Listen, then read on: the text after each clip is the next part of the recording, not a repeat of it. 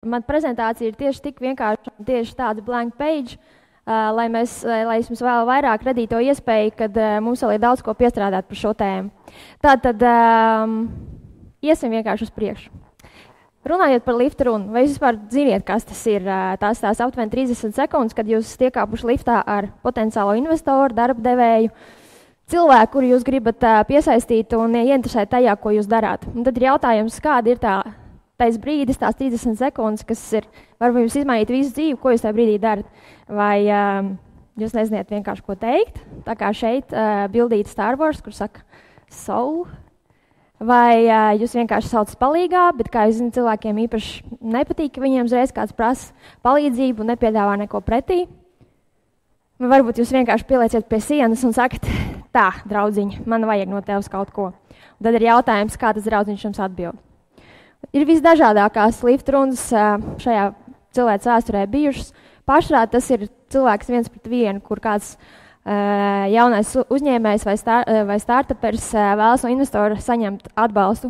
Bet ne jau tikai cilvēks vai zīmols, varbūt kā zīmols, vai arī valsts, varbūt sev kā zīmols vai kā, tieši tā kā zīmols. Un jautājums, vai jūs arī noteikti zināt, kāda ir Latvijas zīmola saucamais slogans vai spārnotā frāze, kur pirms aptuveni kādiem 10 gadiem, kā viņi mūs uzrādās, vairāk vai mazāk mēs viņu pieņēmām, un tā viņi tur mums pagaidām stāv. Šis vai ne?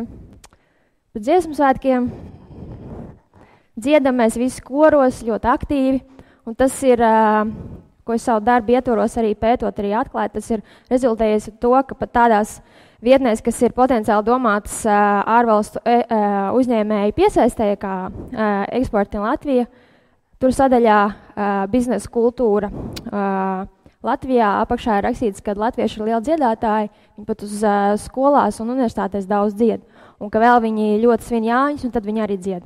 Un tas ir tas, ko mēs stāstam ārvalstu uzņēmējiem par sevi. Mēs dziedam, mums ir villainas, mums patīk mūsu tautas tēri, mēs jau lepojamies. Nekā slikta tajā nav, nekādā gadījumā. Bet jautājums, ko šī frāze, kas ir, skan gan izvai kā dzēja, ko viņi vispār pasaka, vai tai ir kāds praktiskais segums. Un par to ir arī mans darbs, kur es gāju un meklēju un runājos ar cilvēkiem, lai uzzinātu, vai tas segums tur ir un kāda mēs īstenībā esam, ko mēs varam piedāvāt. Mazā atkāpe, pirms es stāstu tālāk par savu pētījumu rezultātiem.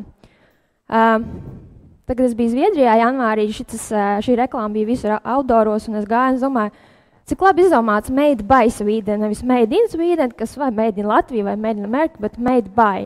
Ar to domājot, ka tad Zviedrija kaut ko radījusi. Pēc tam atbraucu atpakaļ Latvijā, es izlasīju vienu mūsu reklāmas speciālistu tieši tā kā case study par šo, kur viņš arī apstāstīja, cik šī ir laba reklāmas kampaņa. Elementi šeit. Tātad tiek reklamēts jaunākais Volvo modelis, kas ir pieder ķīniešiem kā uzņēmums, bet jebkurā gadījumā Zviedru nacionālais, teiksim tā, viens no saviem zīmoliem. Un es izmantošu šito. Tātad mums šeit ir puisis, varbūt, nezinu, cik jūs redzēt tālumā, bet īpaši varbūt Džeki zinās, ka tas ir Zlatans Ibrahimovičs, Zviedrijā jau tagad dzīves futbolists un Zviedrijas izlases kapteinis un pasaulē vienkārši top of the pops, bet viņš ir bosniešu izcelsmes. Un šīs kampaņas reklāmas klipā viņš runā zviedriski ar savu akcentu, kāds viņam ir, un viņš stāsta par to, kāda Zviedrija ir, ka tā ir kontrastu zeme, un tajā ir ezeri, un tajā ir šādas ziemas, kur šādas mašīnas noder, to jūs varat iedomāties.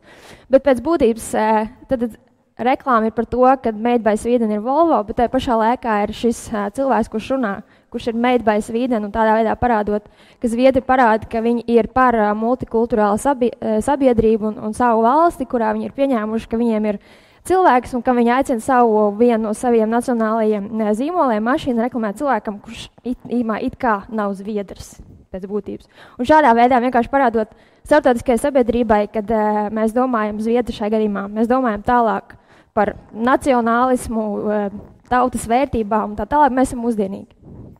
Atgriežoties tālāk par the land of things, tad īstenībā.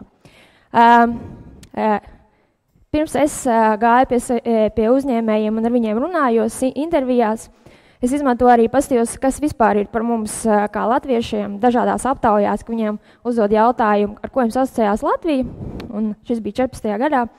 Aptauja, kura bija aptuveni 50 vairāk vai mazāk britu uzņēmēji un vēl daži no citām valstīm. Un šīs ir tās lietas, ko viņi ar mums asociē. Viļņu, kauņu, piemēram, Latvijā. Mēs esam mēs, protams, pielāgoties, kā šeit ir adaptācija. Nu jā, iglu. Bet tad ir viens tāds jauks, young and very well educated people, par ko mēs varam, ko es tā kā gribētu tālāk arī attīstīt. Nu, lūk, tad tas mans tieši pēdījums. 11 ārvalstu uzņēmēji no sekojošām valstīm. Es atvainojos, starp citu, ka prezentēts ir angļu valodā, ja man darbs ir angļu valodā, un es saliku visu, kā ir copy-paste ar angļu valodu. Lūk, un viņiem visdažādākā pieredze, viņi nāk no visdažādākajām sfērām, no investīcijām un baņķieriem līdz pat restorāns un inženieri un visdažādākie. Un Latvijā, kā es redzu, pavadīt no 1,5 gadiem līdz pat 24, kas nozīmē, ja mēs esam 24 gadus kā valsts, tad viņi šeit bija jau aptuveni nākamajā brīdī un jau klāvēja pie durvīm, kad mēs vispār nodibinājāmies atpakaļ kā valsts. Nu, lūk, šitien es jums tā kā, tad varbūt es viņiem uzdevu jautājumu, ar ko jums asociējās Latvija pirms jūs vispār šeit atbraucāt. Tur ir divas dažādas tā kā versijas. Tiem, kas atbrauc 90. gados, viņiem bija bišķiņ savādāks priekšstats, tiem, kas jau 2000. gados, kad Latvija jau bija 10 gadus jau apritē, tur ir bišķiņ jau savādāk tā zināšanas. Tad šeit Amerikas Irānim, kurš bija viens no pirmajiem, kas ieradās Latvijā pirms 24 gadiem, viņš ir investīcijās strādā, viņš bija lasījis par Latvijas vēsturi, un man ļoti patīk tas, ko viņš pateica, ka latviešiem ir tā atmiņa par saviem, ko mēs zinām par prūmaņu laikiem, par pirmo neatkarīgo valsti, un tas mums ir prātā, un kā es zinu, īpaši mūsu vecākiem, vecākiem, un mēs gribam to dabūt atpakaļ. Tad bija Nīderlandes pilsonība, kurš ir 2000. gados, un viņam jau bija Eirovīzija un Vaira Vīķa Freiberga prezidents sarkanajā tērpā. Tad bija savukārt Kazahstānā dzimis un amerikāņu uzņēmējs, kuram joprojām Latvija šķiet, ka tas ir saistībā ar Austrumu Eiropu. Un tad Amerikas latvietim, ka man patīk, kā viņš saka, ka viņš zināja, ka latvieši vienkārši, tad, kad viņiem kādas grūtības, viņi vienkārši parausta plecus, pasaka, nu tā ir, un dzīvo tālāk, un cīnās ar to, un tas viņam patika. Lūk, un šis darbs tika balstīts uz Gordona Alporta psihologa teoriju, hipotēzi, ka tad, ja cilvēks no dažādām grupām saved kopā un ļauj viņiem viens otru iepazīt, tad tādā veidā mēs mazināsim stereotipus un ļausim viens otram tā kā nodibināt kontakts. Lūk, un tad, ko cilvēki zina par Latviju. Labas lietas un netik labas lietas. Piemēram, par to, ka latvieši grib ātri, paldies, kļūt bagāti. Vai par to, ka latvieši baidās no to fail, vai vienkārši tā kā izkrist vai izgāzties. Mums ir grūti ar teamworking, un tāpēc, kā es teicu, citēji, latvietis labāk nopelnīs 1 eiro vienatā nekā 2 eiro vienatā vai komandā. Mums joprojām ir problēmas ar to, kas ir ārpus normāli, tā skaitā arī dažādas kultūras, dažādas rases un dažādas cepures uz galvas. Tā pašā laikā mēs esam ļoti labi, protam, pielāgoties lietām. Un tad ir jautājums, ko mēs ar to iesākam, ko mēs uzzinājām, ko mēs varam darīt ar savu zīmolu un piedāvāt pasaulē to, kas mēs esam, un varbūt paskatīties, ko mums vajadzētu uzlabot. Un te ir divas lietas. Izdarīt mājas darbu, un tad būs nākamais tender right message. Mājas darbs atrast nišas jomu, kurā mēs varētu jau būt labi, tā kā Igaunija ar e-biznesu, asociēt Latviju ar Skandināviju un Ziemeļa Eiropu, nevis Austrumu Eiropu, kas daudz viet Eiropā vispār saistās ar kriminogēniem reģioniem. Aktivizēt ilglaicīgu strateģisku domāšanu, nedomājot, kā ātrāk kļūt bagātam, bet paskatīties, kā mēs to varam izdarīt varbūt 10 gadu laikā. Pārdomāt, pārstrādāt concept of failure, vai tas, kad mēs izgāšanās, tas ir beigas, vai tas ir tikai daļa no procesa. Un kā arī pasrādāt par to kontekstu, kurā mēs esam, pieņemsim, mēs esam tuvā kontaktā ar Krieviju, un ka mums ir zināšanas vienkārši kā veikt biznesa attiecības ar Krieviju, kā strādāt. Nu, lūk, un šīs tās lietas, ko cilvēki, ar kuriem runāju, ko viņi ieteica, ko mēs jau šobrīd varam reklamēt, kā savu lifteru un savu zīmolu. Ka mēs esam, protams, tilts uz austrumiem, Jo mēs pazīstam šo mentalitāti, un tas ir Austrum, tas ir liels reģions, kas biznesa pasaulē ir ļoti nozīmīgs. Otrais, mēs, protams, nav kā izdarīt lielas lietas un par mazu budžetu izdarīt lielas lietas. Par spīti tam, ka mēs varbūt dažkārt netik draudzīgi attiecamies pret citādākām rasēm, mums tomēr ir pasaulīga domāšana, un pilnīgi noteikti mēs esam neatkārtojami vienkārši viens retajiem pasaulē, kas var tā pielāgoties pārmaiņām, kā to, protams, mēs.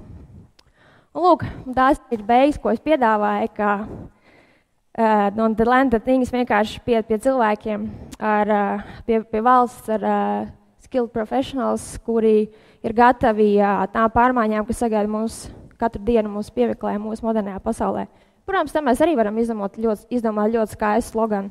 To mēs varam pēc tam tālāk domāt, runāt ar reklāmas speciālistiem, bet pats galvenais pārdomāt, kurā virzienā mēs ar pasauli runājam.